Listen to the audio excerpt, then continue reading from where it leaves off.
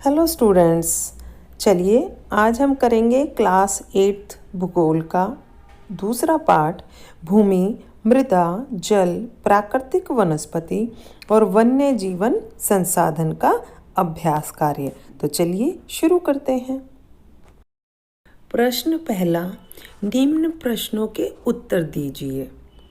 पहला, मृदा निर्माण के लिए उत्तरदायी दो मुख्य जलवायु कारक कौन से हैं? और इसका उत्तर है मृदा निर्माण के दो मुख्य जलवायु कारक हैं, पहला तापमान और दूसरा वर्षण यानी वर्षा।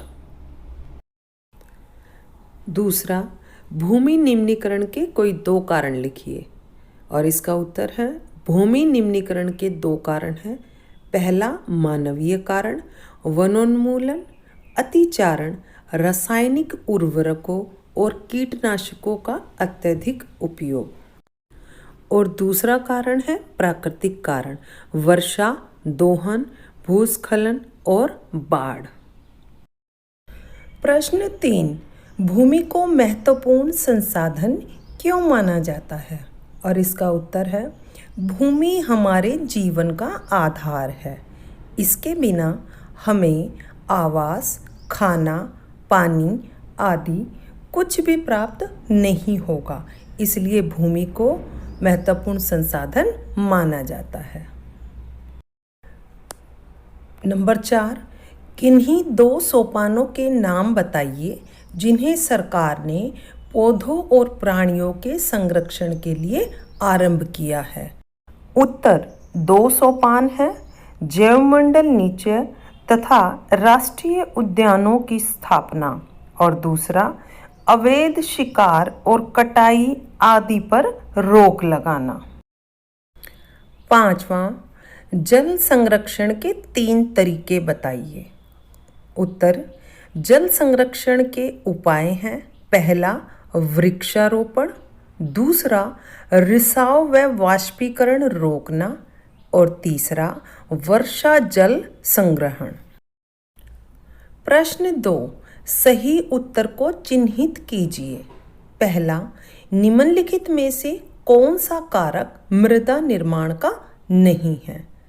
इसके विकल्प है, पहला समय, दूसरा मृदा का गठन, तीसरा जैव पदार्थ, और इसका सही विकल्प है दूसरा मृदा का गठन। दूसरा, निम्नलिखित में से कौन सी विधि तीव्र ढालों पर मृदा अपरदन को रोकने के लिए सर्वाधिक उपयुक्त है? और इसके विकल्प हैं, पहला रक्षक मेखला, दूसरा मल्चिंग, तीसरा वेदिका कृषि, और इसका सही विकल्प है तीसरा वेदिका कृषि। तीसरा, निम्नलिखित में से कौन सा प्रकृति के संरक्षण के अनुकूल नहीं है?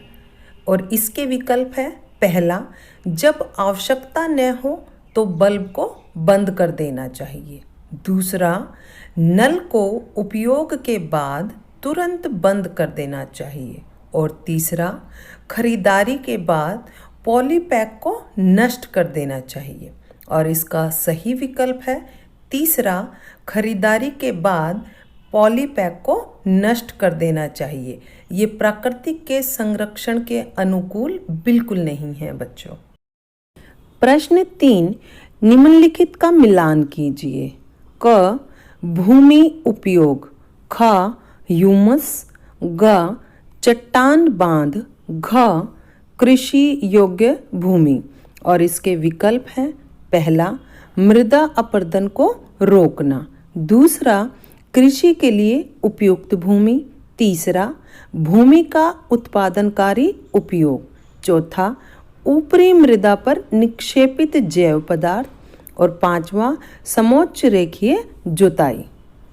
अब देखते हैं क, भूमि उपयोग, और इसका सही विकल्प है तीसरा भूमि का उत्पादनकारी उपयोग।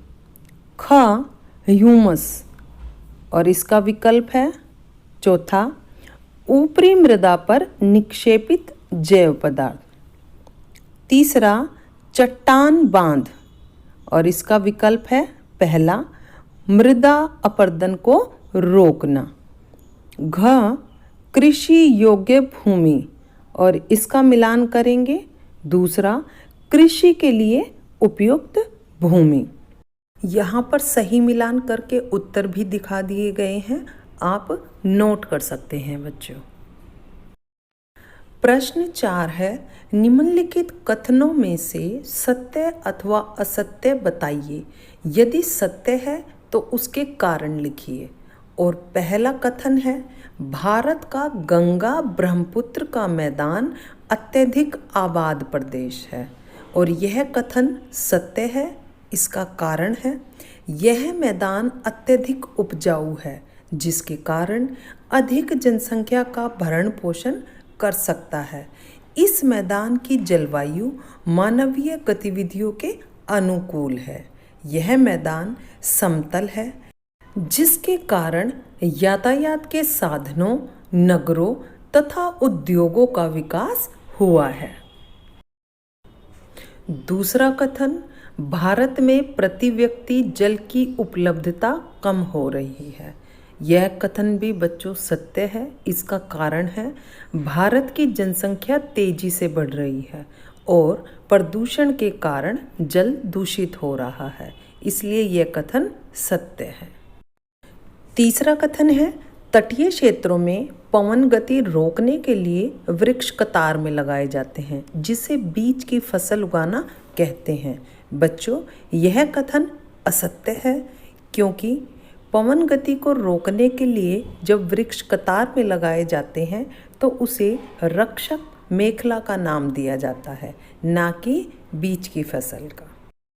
चौथा कथन है, मानवीय हस्तक्षेप और जलवायु परिवर्तन पारितंत्र को व्यवस्थित रख सकते हैं। ये कथन भी असत्य है बच्चों, क्योंकि पारितंत्र को व्यवस्थित रखने के लिए मानवीय हस्तक्षेप या जलवायु परिवर्तन की आवश्यकता नहीं होती।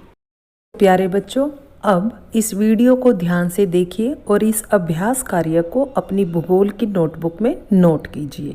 और अगर आपने अभी तक मेरे चैनल को सब्सक्राइब नहीं किया है तो जल्दी से सब्सक्राइब और लाइक कीजिए ताकि और एजुकेशनल वीडियो आप तक पहुंच सके। धन्यवाद।